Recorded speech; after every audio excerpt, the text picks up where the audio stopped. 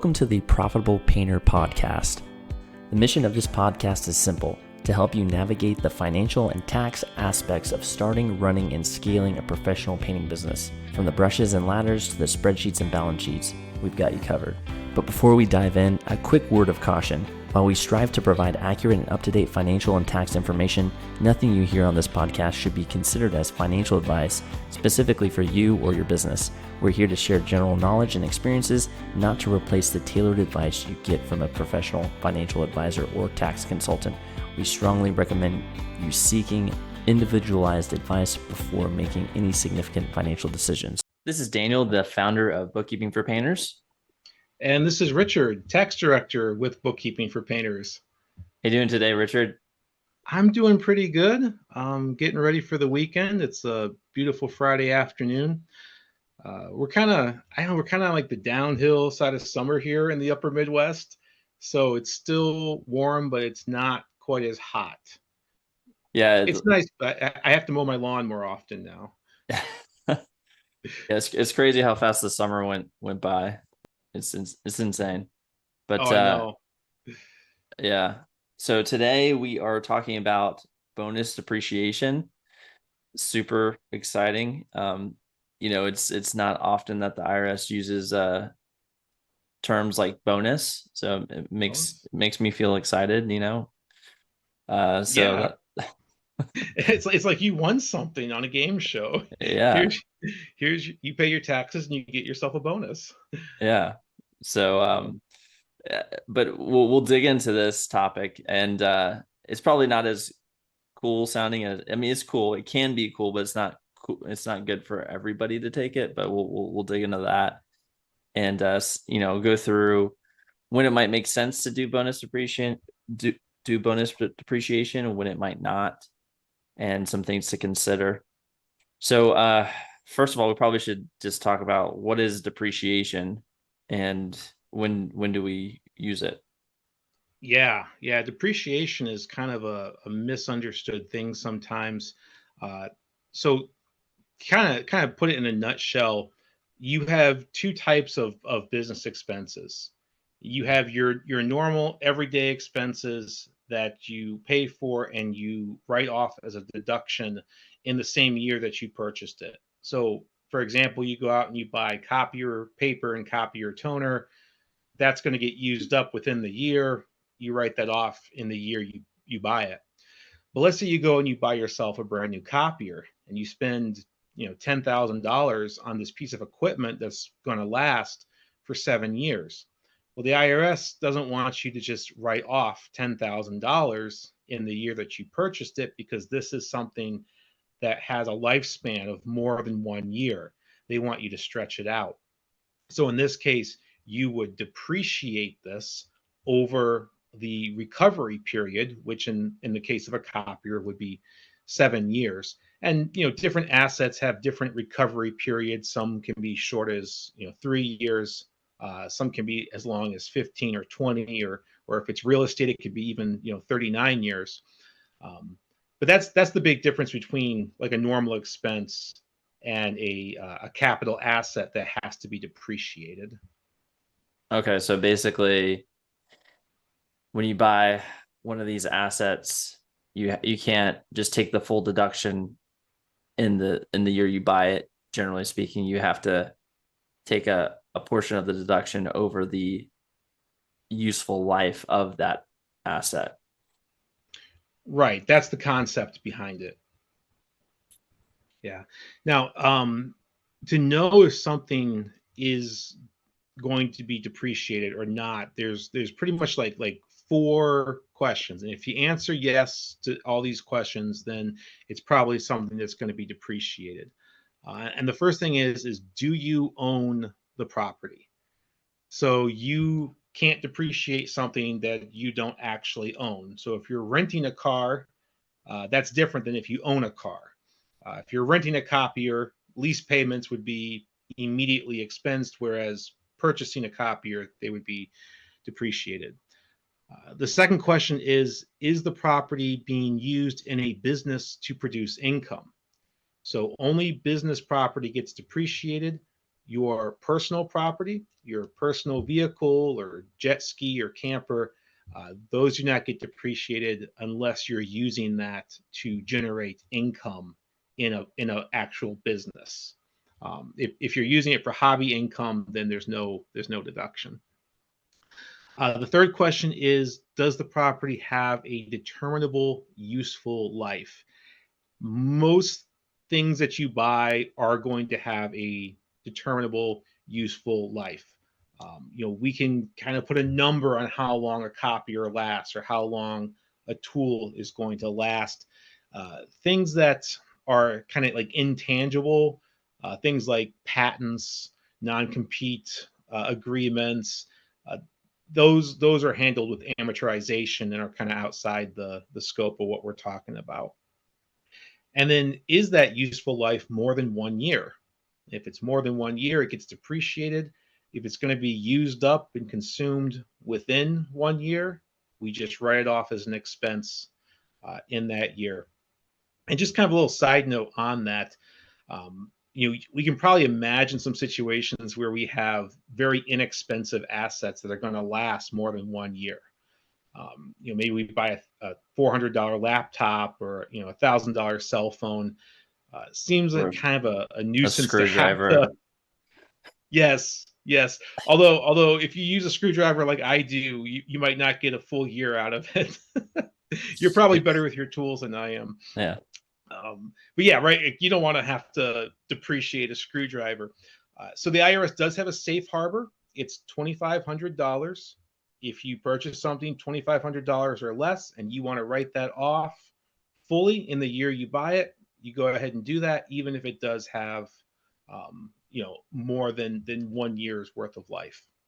So basically, we're talking about like paint sprayers.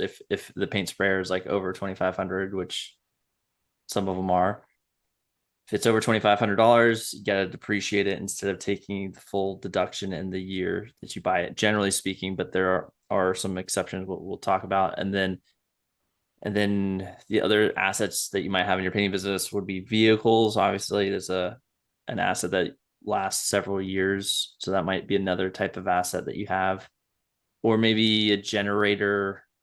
So those kind of larger, big tools or equipment, and vehicles, I think would apply to a lot of painting business owners out there. Those are the kinds of things that would have a depreciation applied to them. Yeah, those are typically the things we see, especially vehicles, paint sprayers. I might throw in, sometimes we'll see, very expensive scaffolding or ladders, depending on, how elaborate that is, that might be in there. But yeah, that's typical for our clients. Mm-hmm. So the concept is we stretch it out, but then we have, right, this is the tax code, so there's always the exception to the rule.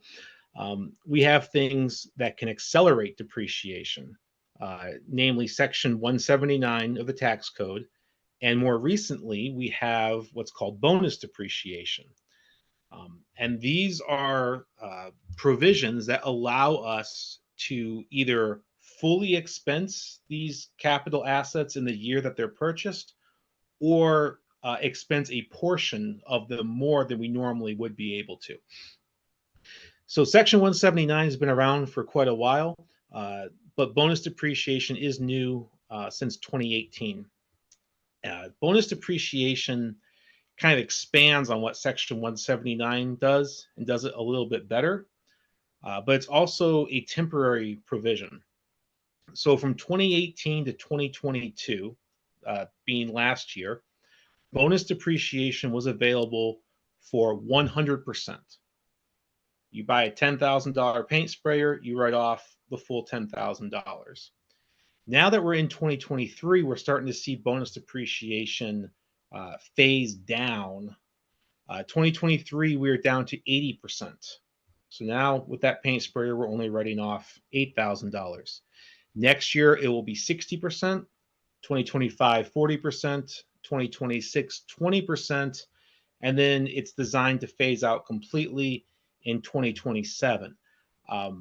Will that actually happen? We're going to have to wait to see what Congress decides. There's a lot of provisions in the Tax Cuts and Jobs Act that we don't know what's going to be around, in the next few years. So if you're listening to this, 5 years from now, there may be some changes, but as of now, those are the phase outs. Now, bonus depreciation is kind of interesting because whereas with Section 179, you opt in. In other words, you say, I choose to take this piece of equipment and accelerate depreciation. Bonus depreciation, you opt out of. Bonus depreciation is the default mode. So the IRS is assuming that you're going to use this on all of your assets unless you tell them you don't want to. The other thing is that it has to, whatever you do for one asset in a recovery period, you have to do for all those assets. Now, what I mean by that is, let's say you have 5 pieces of equipment that is 7-year recovery equipment. If you, by default, all 5 pieces are going to be bonus depreciated. If you opt out, then none of them will be bonus depreciated. But what you can't do is pick 1 or 2 and not the others.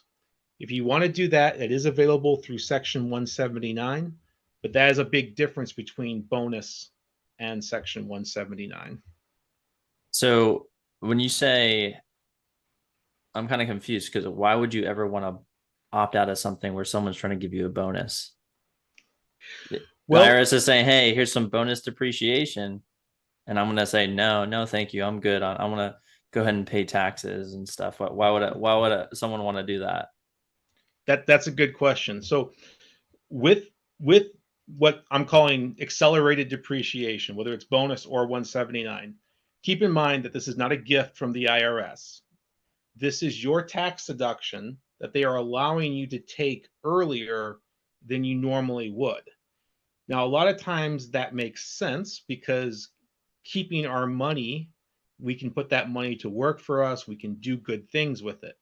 But there may be some situations where you don't want to use up your tax deduction all in the first year. So for example, let's say you have not a great year and you don't have a lot of income. Well, lower income means lower tax bracket. If I use up all my tax deduction now, what happens in the future when I have more income and am in a higher tax bracket? If I have $10,000 of deductions available to me, I would rather use that when my tax bracket is 35% than use it when my tax bracket is 12%. And so it might make sense to stretch that out so that you are saving deductions for future years if they're going to be more valuable to you in future years. Another thing we want to think about, that and this gets overlooked a lot, so I really want to draw attention to this, is that when we sell the asset, a lot of times we don't use things up completely. Let's say we buy a pickup truck. If we drive the wheels off of it and it goes to the junkyard, then we don't have anything to worry about because we fully depreciated it. It has no residual value. But what happens if we drive it for a few years and then we sell it and say we get, $20,000 for our truck? If we've already depreciated it, then we have to pay back that tax break when we go to sell it. So if it's fully depreciated and we sell it for $20,000, now we're paying taxes on $20,000, and we might be in that higher tax bracket when we do it. This also applies if we trade that truck in. It didn't always be this way. This is a recent change. But if you trade your vehicle in to get a new one, whatever the dealer gives you for that vehicle would be the sale price of that vehicle. And so we got to take that into consideration. If we fully depreciated it and the dealer gives us $20,000 for it, we're going to be on the hook for some extra taxes. Yeah, this came up a couple of years ago, I think. had a client come to us. He had previously taken Section 179, which is on one of his vehicles, his larger vehicles. And so he got to expense the full amount in the previous year. But then it was like a year or two later, he was trying to trade that same vehicle in for a new to upgrade, get a new vehicle for the newest model. And we're like, hey, you took the Section 179, a couple of years ago on this, so now you're going to have to pay that depreciation, accelerated depreciation you took back to the IRS. So you can't like take 179, Section 179, 1 year and then 2 years later trade it in and do a Section 179 again. You can't like keep just taking Section 179. A lot of folks don't realize that they could, I can just fully expense it as long as it meets the Section 179 requirements.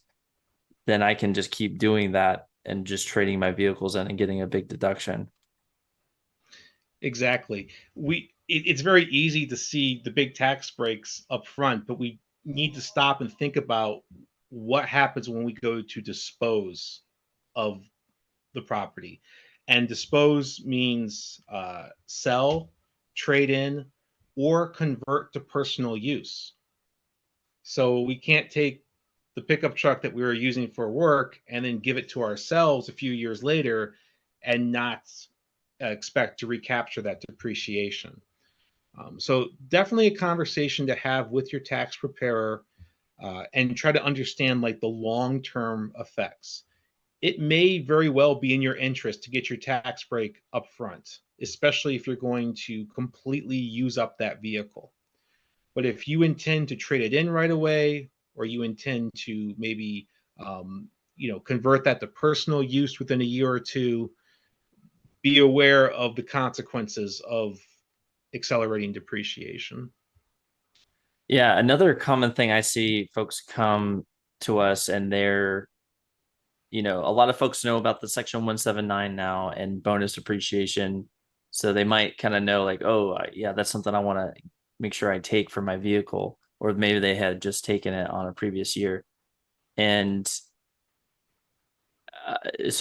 but looking at their situation, it didn't really make sense based off of the cost of their vehicle and the amount of mileage they're putting on their vehicle. Could you talk like a little bit about when would be a time where you might not want to do the bonus depreciation or Section 179 on a vehicle that has high mileage and maybe isn't that expensive? Sure, sure. So when it comes to vehicles, especially, there's a lot of nuance and complexity here.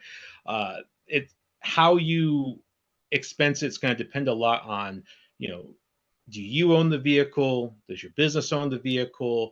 Is it used 100% for business, or is there a mix between personal and business? But if you are able to use the standard mileage deduction, so the IRS says if you don't want to figure out actual expenses, so actual depreciation, actual fuel, actual maintenance, you can use a cents per mile formula to figure out what your deduction should be. That formula is adjusted each year. This year it is 65 and a half cents per mile. So you would log your mileage, and I cannot emphasize the importance of keeping an accurate mileage log for deductions. Log your mileage, multiply that by 65 and a half cents. That's your deduction. In some cases, if you have a inexpensive vehicle, or a very fuel efficient vehicle, or a vehicle that does not cost you a lot to operate, you may find yourself much better off taking 65 and a half cents per mile versus using actual expenses and depreciation. Conversely, uh, let's say you're a doctor who likes to drive a $150,000 Porsche, and you only drive it to the clinic that's a few miles away once a week. You're not going to have a lot of mileage there, and you're going to have a lot of depreciation. In that extreme situation, actual expenses are going to be a lot more advantageous to this doctor. But most of us are not in that situation. So again, talk to your tax professional. Does it make more sense to take actual expenses, or do I have a very efficient, low cost of or low operating cost vehicle, and it might be more beneficial to do the cents per mile? Yeah, and I just wanted to highlight a couple things you said. The IRS has a couple of topics that are kind of hot topics with them, and vehicles is definitely one of them. So making sure your documentation is dialed in for vehicles, especially when it comes to mileage, like you said. So if you're doing the mileage, it might make sense to do mileage. Just make sure you're tracking that. There are some apps out there that can help you track it a little bit easier. Mile IQ is one where it like if you're going, it kind of remembers your routes and classifies it as business or personal based off of your driving habits and stuff. So, and then it will give you a compliant mileage log at the end of the year that you can have, for your records. And so it makes it a little bit easier. Obviously, you can also just have a book, on your dash and then just write your mileage and track business and personal, which is kind of a little arduous, but that will definitely meet the requirement. But Mile IQ, I think, is pretty relatively cheap. Mm-hmm. Yeah, you want date, you want miles, preferably starting odometer and ending odometer, and then a brief business purpose.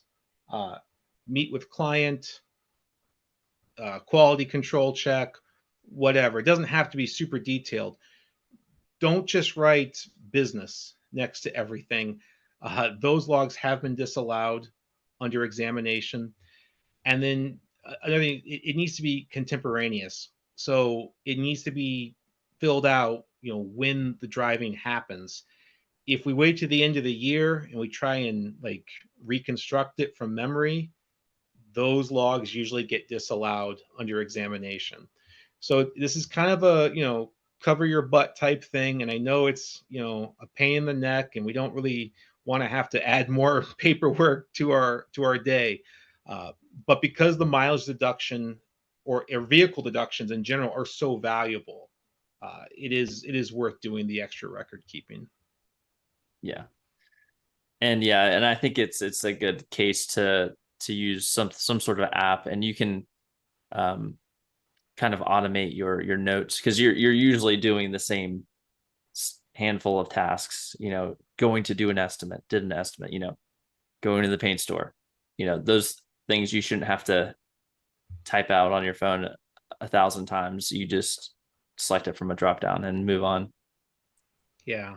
Yeah. We talked about vehicles a lot. I just wanted to touch on real estate real quick because I've been getting this question often. Can we use bonus depreciation on real estate?